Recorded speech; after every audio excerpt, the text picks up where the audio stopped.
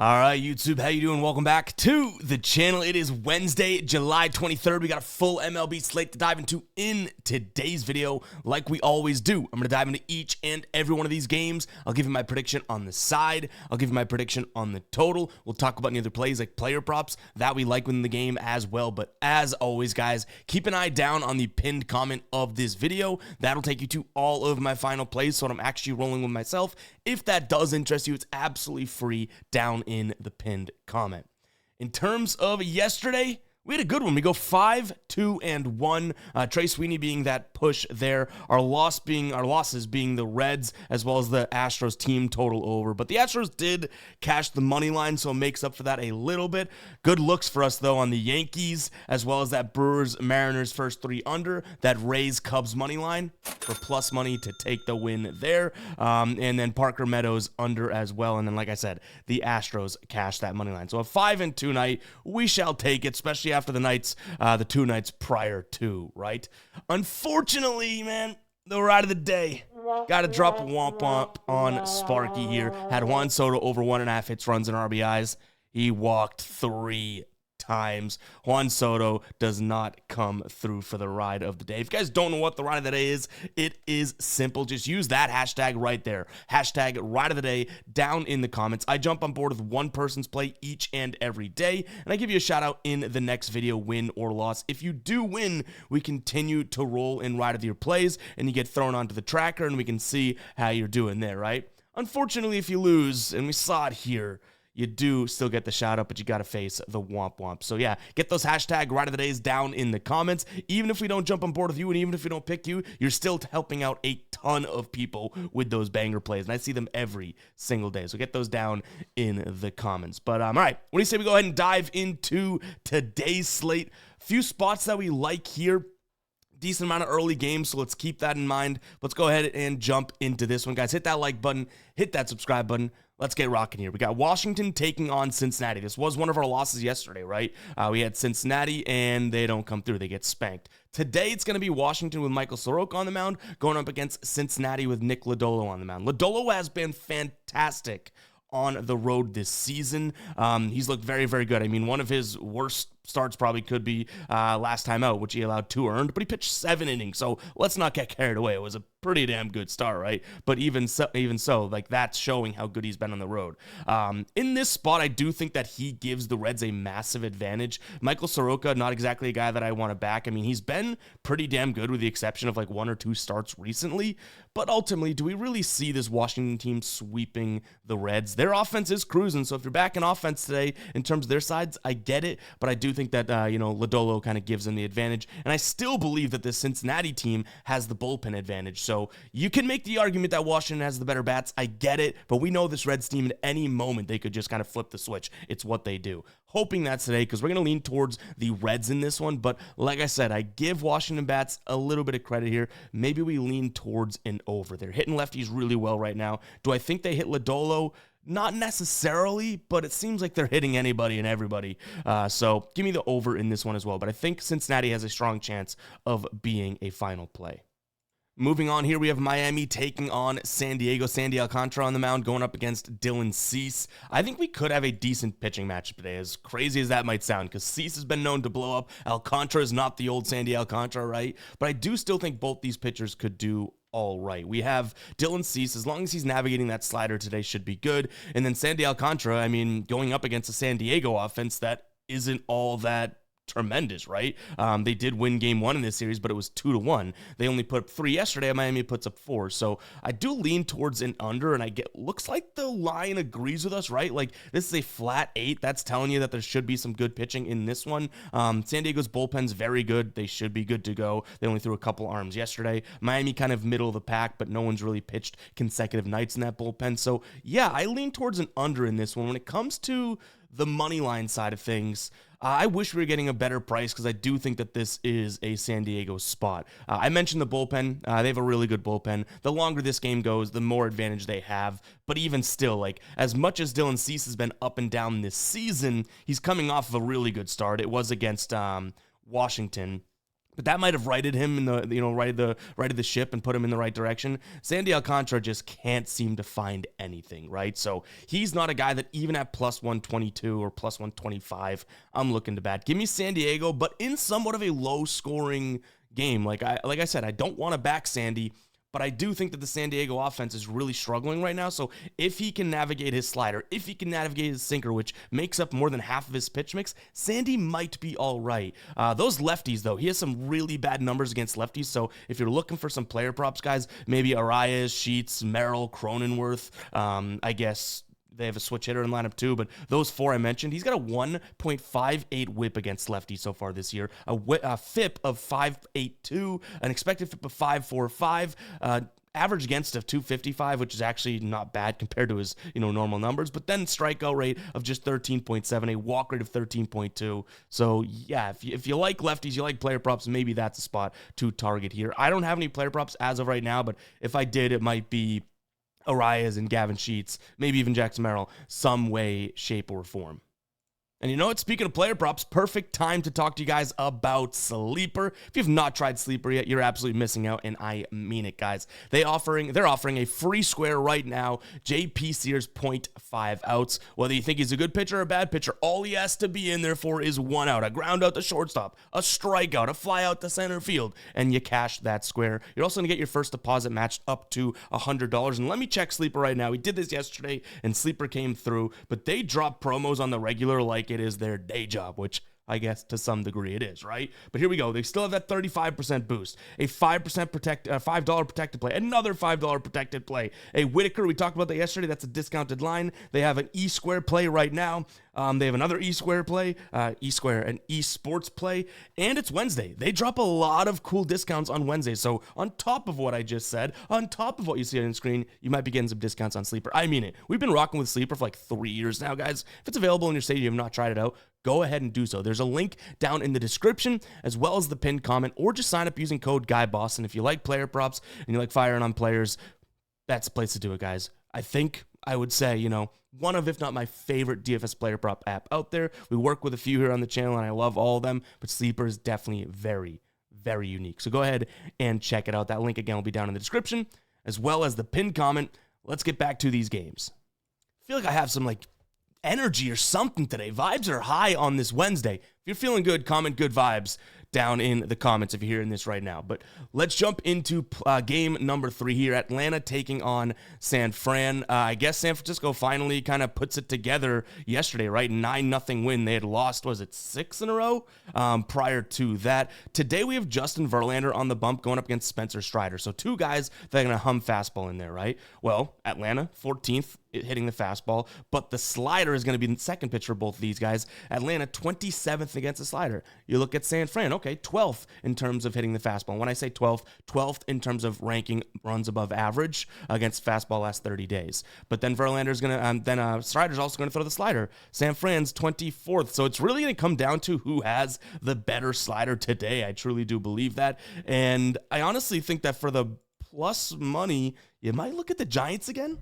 I'll sound the psycho alert alarm, and I truly mean this when I say I don't know if we actually get there ourselves, okay? So I don't want people thinking that I'm overly confident in it, but I do think Verlander could pitch okay against this Braves squad. And based on, the offense yesterday, maybe they're turning a corner. Maybe they only need okay from him. It's not like Spencer Strider's been fantastic. He's one of my guys, so I love Strider, and he's coming off of a really good start against a good team. Who's the Cubs or the Yankees, I believe.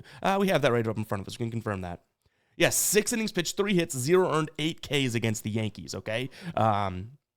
So I get it if someone's liking the Braves today, but for the price, I think Verlander could be okay. I think that there's probably a slight bullpen advantage for San Fran. And again, that slider that Verlander likes to throw could be all right. So I sounded the psycho alarm. I get it. I don't think that this is a spot in which, I love the Giants, but for that price, that's what I'm going to be looking at. I think the pitching can both be, can both kind of step up to the plate here. I do think that, they can suppress some of these guys. So a couple player props that I'm liking. Jung-Hoo Lee on the Giants. I like his under 1.5 hits, runs, and RBIs. That just comes down to the pitch mix. And the fact that Strider is a righty. He's batting just .238 against righties this year.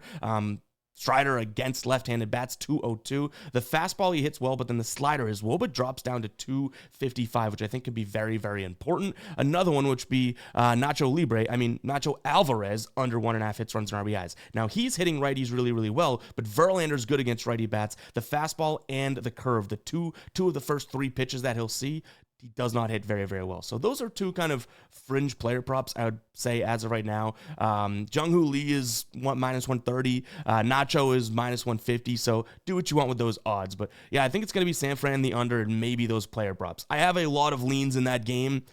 I'm not sure if any of them like jump off the page and I absolutely love. But it is what I'm thinking on this game as of right now. All right, we can go through this one kind of quickly because I don't have too much to say. Pittsburgh taking on Detroit. We have Troy Melton pitching for Detroit. He's making his MLB debut. His numbers in AAA don't look all that terrible. 2.72 ERA, 1.16 whip. So yeah, pretty good, right? Going up against Bailey Falter, who has been a little bit better at home. Detroit not exactly seeing lefties tremendously right now. Just 26th in terms of average against lefties. WRC plus 24th in the MLB. So nothing all that great, right? But again, it's not exactly like Bailey Falter has been fantastic in terms of how he's pitched against them in his career. 24 plate appearances against, and this is against the guys on the team. So if a guy was on the Red Sox once and now he's on Detroit and saw Falter, still counts, right? So it's against the lineup. 24 plate appearance, small sample size, but an average against of 348, an expected slugging here of 662, launch angle of 24, WOBA of 514. So yeah, this might be a spot in which, we still consider Detroit, but my problem is you have a kid making his debut, a lineup that, like I said, doesn't hit lefties all that well, and you're still paying minus 140 for them. That's going to be a no for me, Doug. So I lean Detroit. I do think that this is probably somewhat of an under game. But that's kind of all I have to say about it. And I do get that some people, even other guys that make, YouTube videos like I do, they probably do know more about prospects and stuff than me to some degree. That's always been kind of a weakness of mine, but hand up admitting it. If people are really high on Melton, which I have seen on social, some people really liking him and stuff, then yeah, maybe that does make sense. But to me, and all I can speak for is me, if I don't know too much about him, it seems like a little bit more risk to lay that big of a number. You know what I'm saying? Hopefully that makes sense. All right, next up, we have the Mets taking on the Angels. This game ended in a 3-2 win for the Mets. Yesterday, they also won Game 1 of this series, 7-5. Sean Manaea's on the mound going up against Brock Burke, who is a bullpen arm starting this game, I guess. So I would say that is a disadvantage in the sense that I don't think this Angels bullpen's all that good to begin with, right? So it's like you're starting the game with not that they have like crazy good starters, but you're starting the game with the bullpen and then going to a bullpen that isn't all that good afterwards. Sean Manaea's on the mound, and even, the manager and the team has said that they don't think he's fully stretched out in terms of being able to pitch a full workload yet, which worries me because this Mets bullpen, like Diaz pitched 2 of the last 3, so if they need him, maybe they could still use him because he didn't pitch yesterday, but he did on, the previous 2 days. You have Stanek, who pitched 2 of the last 3, Garrett 2 of the last 3. Like this bullpen, some key arms and high leverage arms have gotten some work as well. So I'm a little stuck in between either liking, maybe the Mets team total, just getting to that bullpen, forgetting about the Mets pitching, we don't need that, or just looking at the over in general. This is still an LA team that has been very, I guess, not necessarily this series. Well, I guess Game 1, they did score 5 runs. This offense has been decent, okay? And, prior to that game yesterday was 5 runs scored, 8 runs scored, 5 runs, 6 runs scored, 1 run, then 10 runs, 6 runs, 4 runs, 11 runs scored. They're scoring, right? So who's to say they can't go out there and at least put up a decent number against Sean Manaea? Guys in this lineup have seen him pretty damn well. 84 plate appearances against, 23% K rate, that's okay, but then an 11% walk rate, an average against of 307, expected batting average against of 322, an expected WOBA of 409, expected slugging 561. So I do think that the Angels can put up a number. I think that the Mets can get to this bullpen game of the Angels. I'm going to lean towards the over in this one. The problem is the starting pitcher, Burke, is a lefty. The Mets have struggled against lefties, but hopefully they can kind of turn it around. Their offense has been a little dead, a little inconsistent, but again, hoping they can kind of turn it around here. So give me the over, and I guess some way, shape, or form the Mets. I could see if someone's like, hey, this Mets team doesn't hit lefties. Burke could give them a good start and all that jazz. I get it. But to me, it just does not seem to get there for the plus 150. I'd need like plus 180 for the Angels to consider it. So yeah, I'm going to lean towards the Mets, but that over kind of has my ear right now, to be honest. All right, Cubs taking on Kansas City. This is one of our nice spots yesterday. We had the Cubs money line parlayed with the Rays money line. That came through for some plus moolah. Today we have Colin Rea on the mound for the Cubs going up against Seth Lugo. Rea has been really, really good, but it's tough to trust him because he's had an up and down year. And when I say up and down, I mean go look at his 30 days by 30 days splits, right? Like he's been really good in his last 4 starts. Prior to that, the dude was fadeable as all hell. Going up against Seth Lugo, who I almost feel like you can make a similar argument around. He was pitching really, really well for his 4 prior starts to his last one, and Miami got to him. 6 innings pitched, 5 earned, 5 Ks. He did allow 2 home runs, so I would give him the benefit of the doubt in a slight sense, being like, hey, he pitched all right because he only had, I think it was 8 hits. So he didn't really pitch all that well. But those runs came via home runs, you know? So a few bad pitches there. But ultimately, still not a good start. I shouldn't give him too much of the benefit of the doubt here. If this price gets better, if this moves in a direction of, I would say, the Royals, I could picture snagging, the Cubs here at minus 135-ish. The problem is right now they're like minus 145, and that's, like I said, about 10 cents off of what I'm looking for. I do think this Cubs offense is far better than Kansas City, and Colin Rea is a righty, which is very good because Kansas City's been hitting lefties fairly well recently, and the Cubs are at home, a game in which the wind's blowing out at Wrigley. We could see a lot of runs, so I think the offense takes the cake. I'm going to lean Cubs here. But as well as a slight lean towards the over. Colin Rea, as good as he's been, I still know him, and we still know him. He can blow up, so it's kind of worrisome taking him. In terms of him against this Royals roster, 46 plate appearances against. He doesn't walk guys, 21% strikeout rate, though. Expected batting average against of 297, and expected slugging 550, and expected WOBA 371. Those numbers don't give me all the faith in the world of the Chicago team. So maybe we figure out a way to look at, the Cubs team total over. It's probably going to be pretty high with that total at 10.5. And we work it down, and maybe it's another parlay piece, something like that. But just for raw leans here, I would still lean Cubs money line as well as the over. I think that Cubs money line probably still takes the cake in terms of what I like the most, but that over 10.5, I wish that this was down there a little bit because I don't know how much I can trust the Royals to put up a big number, right? Like that offense has been super, super inconsistent. Like check this out. 0 in terms of their last 10 games. 0, 12, 7, 1, 7, 3, 1, 1, 3, 4. Like this team, you'd never know what you're going to get. It's a damn box of chocolates. All right, Colorado taking on St. Louis. I don't think we have a confirmed starter for Colorado yet. Tanner Gordon is the name that I'm seeing right now. If that's the case, yeah, it's probably going to be a lean towards St. Louis for me. But this is not really a series in which I've, 1, called correctly, or 2, really liked all that much. I've also seen, I believe, Kyle Freeland's name out there, which I guess it is. He started like 4 games ago, so maybe it could be Kyle Freeland. If that's the case, then maybe I lean Rockies, but that kind of even tells you where my head's at, right? A little bit all over the place. The one good thing I will say for St. Louis, and if you like them today, the price I don't agree with, but they do have Palante on the mound, and he's got nearly a 3 in terms of a ground ball to fly ball ratio. Keeping the ball on the ground is obviously going to be super, super important in Coors, right? So his launch angle against and everything like that is very, very good. He does pitch to contact a lot, which isn't the best in Coors, but you get what I mean, right? If he keeps the ball on the ground, that elevation and altitude isn't going to matter as much. So, yeah, I think that if it was Freeland, I might think the under because Palante can keep it on the ground and Freeland's a lefty, and this St. Louis team's not hitting lefties all that well.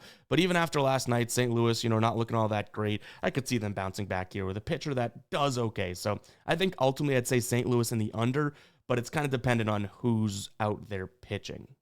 A player prop spot that I do like here is going to be running it right back with Michael Toglia, under 1.5 hits, runs, and RBIs. He's batting just 187 against righties this season. WRC plus below 60 at 58.5. Palante against lefties, 242 batting average against. That's 18 points lower than his season average, and his WOBA at 305. Now, the fastball is the pitch, right? That's what we're really hoping for. Toglia, just 203 batting average against the fastball so far. WOBA against the fastball so far this year. What I will say is, 70% of his games, he's hit the under so far this year. At home, only 65%, which is still a crazy good hit rate. At home against a righty, 68%. So this could be a spot in which we look at. I do like the the odds at -118, but obviously, you know, taking unders in this ballpark can definitely get to you as well. So that is a lean. It's got a chance of being a final play because of Plante's fastball.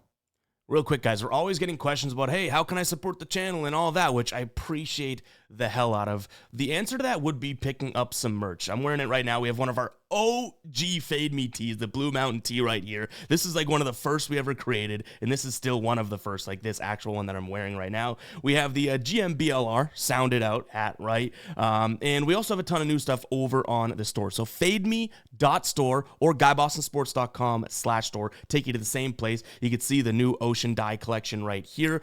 We have the hat, the baseball jersey, and those shorts. And then something that's been flying off the shelves, which we kind of put together because I thought it'd be kind of a fun, cool hat, the I Know Ball rope hat. It just says I Know Ball right there. Comes in a few different colors. Go ahead and check it out, guys. Again, that is fademe.store or GuyBostonSports.com/store. If you do pick something up, it makes my day. I'm telling you, get the notifications on my phone every single day. Really do appreciate it. But yeah, if you do want to check it out, guys, fademe.store. And like I said, we always get the question of, hey, like, what can I do and all this? And which is so crazy that you guys are willing to support and down to support. Means the world to me.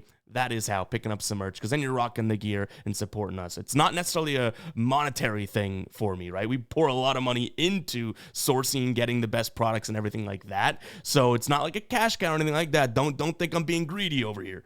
I really do believe in this stuff, and I do believe it's great quality. So yeah, you're getting a great product while supporting us. So go check it out, guys. Fademe.store. Now let's get back to the show.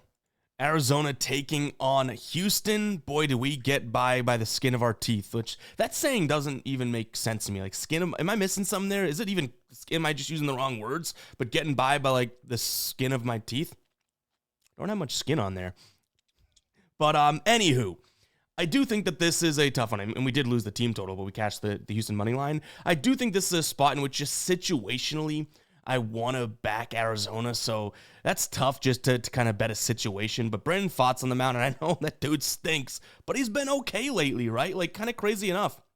On the season, he's got a near 5 ERA. Last few starts, it's looking a lot better. It's like half of that. Houston has Brandon Walter on the mound, he's been pretty good. He is a lefty. Arizona can hit lefties. But we're going to get sinker and fastball from Brandon Pfaadt, so it's making me think that Houston can keep this going. So again, situationally, I don't think that Arizona gets swept at home. They're good enough offense to kind of keep up with this squad. So I do lean Arizona. We'll sound the psycho alert alarm because there's plenty that points to, obviously, you know, the Astros in this spot, and I can admit that. We have, like I said, Brandon Walter is going to throw cutter. That's not a very good pitch for Arizona to hit. The slider, okay, 12th in the league. Fastball, number 1, though. So any fastballs that he does not place correctly, I think Arizona could hit. But I already mentioned it. Fastball and sinker for Pfaadt. Houston hits that well, so we're kind of circling around and over as well. So Arizona in the over. We saw one high-scoring game, one low-scoring game so far in this series. Let's take a peek at an over. At the very least, I could see this game being 4-4 and someone needs to score the 5th run. We say that a lot, and honestly, I do think this could fall right into that category as well. All right, the Brewers lost yesterday, 1-0. Misarowski, I want to talk about this really quickly because I get it, but I kind of hate that. You know, that's the way of the league now. So he only pitched, what was it, 4 innings or something like that, right? And and they've even said why they're doing that. They want to keep him healthy. He's on a pitch limit. They're on track to make the playoffs. All that is like, what happened to just letting your ace and your stud just hum? You know what I mean? I get it. Guys are blowing out their arm. He throws so hard that, knock on wood, that's a risk for him as well. But I don't know. I just get annoyed when it's like, oh, like, you know, middle of the season, let's have our best pitcher just pitch 3 innings. What happened to this league, man? Am I getting that old? But ultimately, yeah, 1-0 win yesterday for Seattle. I think that snapped either a 10 or an 11 game win streak for Milwaukee. And boy, we talked about it on the show. We talked about it on the stream. There's some fishy there, right? And there it goes. That's why Milwaukee was underdogs, because everyone was like, how are they going to be plus money with Misarowski on the mound? Because they had a huge innings limit for him, right? Today we have Luis Castillo on the side of Seattle, which he's got the opposite. This guy they'll just throw him out to the wolves. If they need a bullpen rest day, Castillo eats some damn innings, which could be the case today. Seattle threw 4 arms yesterday. Going up against Quinn Priester, who definitely has been a little bit better than, I guess you could say, his name would suggest, right? He's got 2 shutout starts within his last couple games. One of them against Colorado, big whoop. But then he shut out the Dodgers. 6 innings pitched, 10 strikeouts, no walks, 3 hits, 0 earned, right? But Luis Castillo's been pitching really, really well. I think that is the side that I'd look at here because both these bullpens, like I said, leveraged some arms yesterday. I do think Milwaukee's bullpen in some way, shape, or form, or I should say at times, can be better than what we have out of, the Seattle bullpen. But based on Castillo probably being able to go deep into this game, and I'm not necessarily sure if we'll see Quinn Priester do the same, I think that's going to be a Seattle look for me. And again, they're at home. This is kind of the tiebreaker of the series. I could easily see Seattle, caring about it a little bit more. They have the Angels on deck. That's nothing all that crazy. The Brewers have have Miami on deck, but they are in Miami, so kind of a tough travel day for them. But I think they have a day off, if I'm not mistaken. Either way, I do think that, Seattle will have the more, in terms of when they need it to get a hit than this Milwaukee team, because Luis Castillo has been very, very good. So, yeah, I'm going to lean Seattle. I still don't mind the under, though. Like, we've seen both these teams look pretty damn good on the defensive side and the, pitching side, and the bullpens are both good. Like I said, you can kind of toss up who's better. So, Seattle in the under for me in this one. I do think I have a couple player props. Just the one. It's actually Cal Raleigh here, under 1.5 hits, runs, and RBIs. You have Quinn Priester, who's been pretty damn good against lefty bats. Raleigh being a switch hitter, he'll be on the left side. He struggled against righty pitchers. It's a 229 average against. WRC plus is up there at 150, though. The sinker, he's going to probably hit, but he doesn't hit for power, right? He does keep it on the ground. The slider, he hits, but he strikes out a lot against. The cutter, same thing. So it's kind of a boomer bust spot, which it's always kind of a boomer bust with Raleigh, because when he makes contact, that thing's going to go. So it's a slight lean. I thought we had another one, but I'm not seeing it here. So yeah, Donovan Solano, under 1.5 hits, runs, and RBIs. We do have another one. The only thing that I really like here is the sinker slider combo. He actually hits right-handed pitching pretty damn well, which Quinn Priester's a righty, and he's batting from the right side. We talked about it with Raleigh. That isn't the strong side for Priester pitching again. So it's just the pitch mix. So two Seattle guys that I like the under. I think it helps that I like the under of the game as well. I feel like we spent a lot of time on that game for me to kind of be like, hey, I'm on the fence. Dodgers taking on Minnesota. This Dodgers team, yikes. They're 3-7 in their last 10 here. They get beat yesterday. They put up a 7 spot, but they lost 10-7, right? Yamamoto allowed, I think it was 3 through, did he pitch 5 innings? And you're like, all right, that stinks, because that's not what you want out of Yamamoto, right? And then that bullpen just gets absolutely tattooed. So yeah, 10-7 final score yesterday. Today, obviously, probably a different story. Tyler Glasnow's on the bump. Though he hasn't pitched super deep into games, we're starting to see that out of him a little bit. And he's got a 1 flat ERA over his last 5 starts. He's going up against Chris Paddock, who you can't necessarily say the same against and he's been pretty bad on the road this year. Now, Minnesota has been decent overall, like we mentioned, right? Like, their offenses look good. I do think that they can probably perform fairly well in terms of the offense, but at some point, this LA team has to lock it back in. The problem is the way they've been playing, they definitely do not deserve to be minus 250 favorites, right? So it's a little weird for me, but yeah, I'm going to lean towards LA. It would have to be some sort of a parlay piece. Like we said, maybe with that Chicago team total over that we liked earlier, maybe we can slide this one in, something like that.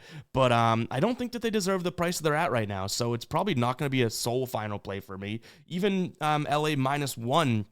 Yeah, maybe I can get convinced of that, but I still think you're going to be paying a lot of juice. In terms of the total, I don't mind the idea of an over. If LA kind of goes off, great. Maybe we look at their team total over too. Maybe it's an LA and a Chicago team total over parlay. Do I want to trust the Twins to kind of get to glass now? Not necessarily, but I do think that this offense, is looking okay, right? 3 of their last 4 games, they've scored 6 or more runs. All right, Cleveland taking on Baltimore. I guess we can say this Cleveland offense is back, right? And we thought it was going to be about 2 weeks ago, and it wasn't. So I kind of got off the train. I'm not saying I'm back on the train. I really want to see a little bit more consistency, but what can we say, right? They've been scoring a bunch of runs in their last 6-7 games. So I will say Cleveland's offense is back. I don't know if I love the price today at -145 with Slade Chaconi on the mound. Now, I would take, in a sense, over Zach Eflin, so I guess he's got that going for him. But both these pitchers, I don't have all the utmost confidence in. The offenses, like I said, sure, if you really want to back Cleveland, you think they're back, I get it. Baltimore, in terms of the pitch mix, they're going to see slider, they're going to see curve. This is out of Chaconi. They hit those well. The fastball's his biggest pitch, though, and they do struggle against that.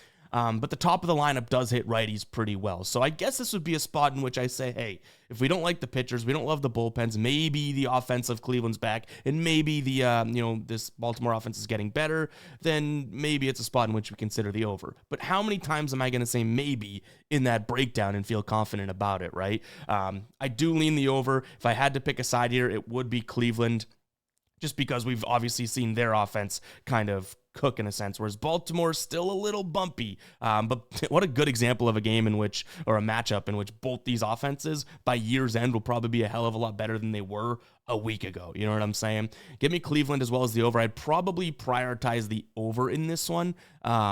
Ultimately, but to me, it's again kind of like a maybe type of a spot. And we even got comments yesterday once I addressed it about like some games I'm not all that, confident in, which is fair, right? Which I think, but some people comment being like, why do you even talk about that if you don't have a take on it? It's like, well, the format of the show is to go through each and every game. We've done it for years and we like talking about sports or talking through it. There's been so many times in which I'm like kind of on the fence, and the more and more I talk about it, even though I've already looked at this stuff, the more I talk about it here on this show, it's like, wait a second, I kind of like a little bit more, and we talk ourselves into it. Look what happened with the Yankees yesterday, right? So though it might sound like there's no confidence and whatnot, there probably isn't, but at the same time, we're just talking sports here, right? It's not that serious, dude. Even if we're not all that confident in the segment that we're doing, still like talking about sports. I'll talk some ball, you know what I mean? Just like the new hat we released. I know ball. I'd like to think that I do. We keep trying. Let's move on. Philadelphia taking on Boston, and Chris Sanchez is a beast. I mean, we knew that, but a complete game yesterday. At times, he legit looked unhittable. You know what I mean? Like, truly unhittable. And it's funny, watching that game, it's like his pitches didn't look unhittable, but the way guys were swinging and missing, it was like, whoa, they are just missing. Shout out to him. Even as a Red Sox fan, you got to respect a complete game, right? Lucas Giolito taking on Jesus Luzardo here in this one. So I guess we could say decent pitching. Lucas Giolito's coming off a start in which I bet he wants back. 5 1/3, 4 earned, 1 home run, 6 strikeouts, 2 walks against the Cubs. And you could say the same thing against for Luzardo, right? Pitched against the Angels, 4 2/3, 7 hits, 2 home runs, and he allowed 4. So both these guys in a bounce back spot here. I think they bounce back, but to some degree. I like the idea of an over in this one. We have some really, really nice weather in Philadelphia. It's not too warm, right? It's like 75 to 80 degrees. You have wind blowing out. And you do have the fastball slider combo from Philadelphia pitcher Luzardo. Red Sox hitting the fastball well. They're hitting the slider well. You flip it over to Giolito's side of things. He's going to go fastball slider as well. Philadelphia not hitting the fastball all that well, but the slider they are crushing. So I do think that there's some angles to get to some runs in this one. I lean towards the over 8.5. But I also kind of think that the plus 150, if this number keeps moving in a direction of the Phillies and the Red Sox number gets higher, I think that we could swing a Red Sox spot here today. Not because I'm saying, this Phillies team or the Red Sox are better than the Phillies or anything like that, but this Red Sox team, their offense will show up at some point. And the last 2 games here against the Phillies, they've scored 2 and 1 run. That was against Zach Wheeler and Chris Sanchez. Luzardo's a beast, but he's not Chris Sanchez. He's not Zach Wheeler. So I do think that we could see some runs out of the Sox here. So I'm going to lean towards the Red Sox in this one just for the plus money. Like I said, Giolito does throw a ton of fastballs. The Phillies do not hit the fastball all that well. They've seen him a ton though, 119 plate appearances against. Average against of 219, pretty decent, right? Expected WOBA 347, not all that great. So even if Lucas Giolito pitches mediocre, I think we can get to a Red Sox win and an over. But I think I like the over more than anything, I'll be honest. All right, Toronto taking on the Yankees. We had the Yankees money line yesterday. We'll take the cha-ching. What I will say in this one, and just about this series, I guess I should say, if you guys have not watched a pitch of this series yet, you're missing out. This feels like it's playoffs in late July. Seriously, like yesterday's game, Rice hits the home run. It was 4-4. He hit it in the 9th. Like, absolutely figure out a way to watch this. Stream it some way, somehow. If you have MLB, figure out a way to watch these this game because it has been electric. Teams are talking smack to one another. Today we have Chris Bassett on the mound going up against Max Fried. Max Fried, coming off of the blister on his hand, makes me a little worried, I guess. They call it a finger injury. We now know it's a blister, right? All-star game and whatnot kind of led to that, and it is on his left index finger. This guy right here. He's a lefty. That seems a little worrisome, right? Not for that reason. But I do think that contributes to me leaning towards Toronto today. Even before Max Fried had the little blister on his hand, he did pitch against his Toronto squad. He went on July 1st, and that was a game in which Toronto really did put up a big number, 12 runs. Not against him, but still, 6 innings pitched. He allowed 4 of them. He only had, I think, 2 strikeouts, 2 walks, so they saw him, and they saw him well in this, already.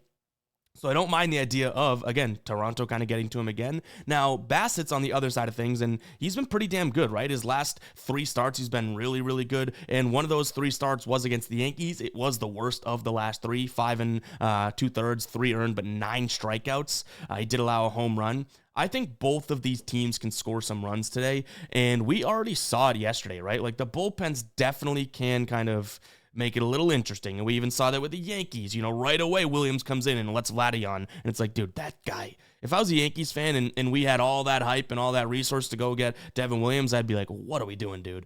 But he's good. He's got the talent, but yikes. Ultimately, though, again, over is what I'd lean towards. Max Fried, I think, could pitch well, but we don't know the status of that little digit that he's got. So I'm going to lean towards Toronto for the plus money. But man, oh man, we took the Yankees in one yesterday. We took them in game 1 too, so we just kind of split there. This has been a hell of a series.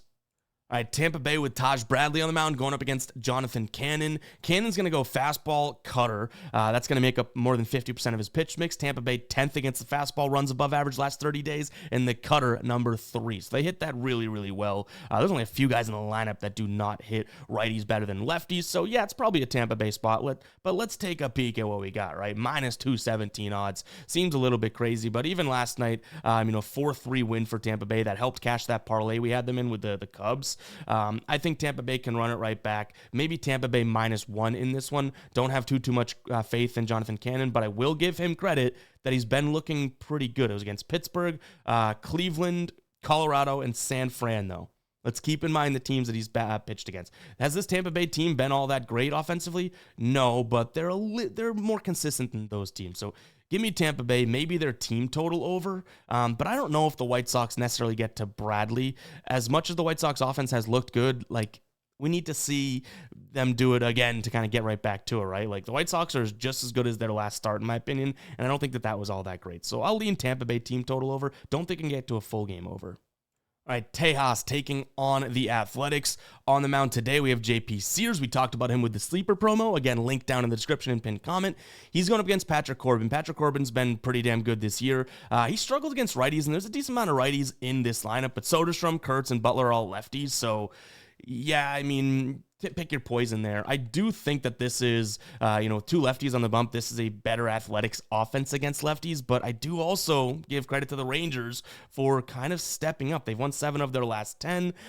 They're scoring a decent amount of runs, right? So, yeah, the offense probably has the advantage on the Texas side of things, but ultimately, I do think that, especially against lefties, there's enough sort of probable cause to think about the Athletics today. You are in a sweep situation, which you guys know how I feel about those. I think both teams, or actually no, the Athletics have a game tomorrow. Texas has a day off. They might want to sleepwalk through this game, being like, hey, tomorrow we have a day off. We already won this series. Might not be the same intensity. They did toss Garcia, Armstrong, and Jackson out of the bullpen yesterday, which is important here, I guess, because those are some of their late inning guys. I'll lean the Athletics for the price.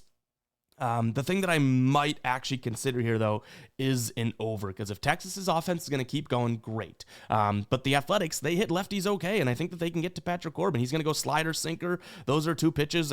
Slider specifically that they're hitting really, really well. The cutter's also kind of his fast pitch as well with the sinker. They hit the cutter pretty well, so over 8.5 could also be in play here. This strikes me, I know I've already said it today in the video, but strikes me as another type of game where it's like, hey, this could be 4-4 and someone scores the winning run to make it 9. So give me the Athletics and the over. And guys, it's going to wrap it up for today's show. I know I already had you comment good vibes earlier, but if you made it this far in the video, go ahead and comment 38. Appreciate the hell out of you guys. If you did enjoy, hit that like button, hit that subscribe button, and we'll catch you guys in the next one, all right? Peace out.